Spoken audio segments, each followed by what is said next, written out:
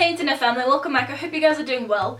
Today we're going to be doing another video in my travel tips segment, and the city we're talking about today is Istanbul, or formerly known as Constantinople. Now Istanbul is the only city in the world which is situated on two continents, so part of the city is on Asian soil and the other part of the city is on European soil. So it really is a very interesting, diverse city to visit, and if you've ever been there you'll know exactly what I'm talking about.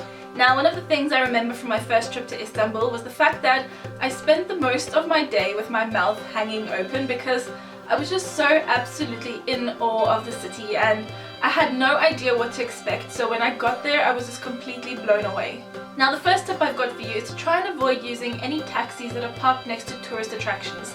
They tend to rip the tourists off, so just walk down the street and catch a taxi from there, and make sure to insist on using the meter because otherwise they'll just make up the price. Now Istanbul does have a very good public transport system, but it can be a little bit confusing, especially if you don't know the language and you don't know where it is you're going, so you might want to avoid that unless you've got an excellent sense of direction. Most people visit the Blue Mosque and Hagia Sophia when they're in Istanbul, but something a lot of people miss out on seeing is the cistern, and it's just an absolutely amazing architectural feat, so try and make a point in visiting because it really is one of those hidden treasures that even though it's a main sight to see in the city, a lot of people just don't go there. Now if you're a woman and you're planning on visiting the Blue Mosque or any of the other mosques for that matter, just try and remember to pack something to cover yourself up with because at the end of the day you do need to respect their religious beliefs and they do want you to be covered. So if you forget, don't worry, most of the places actually have scarves and things there that they'll give you to wear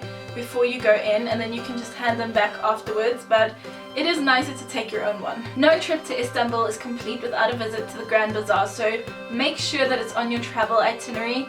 It's just an amazing place where they've got over 4,000 stalls under one roof, and you can find everything there from Turkish carpets to handbags and wallets, or baklava to fine jewelry.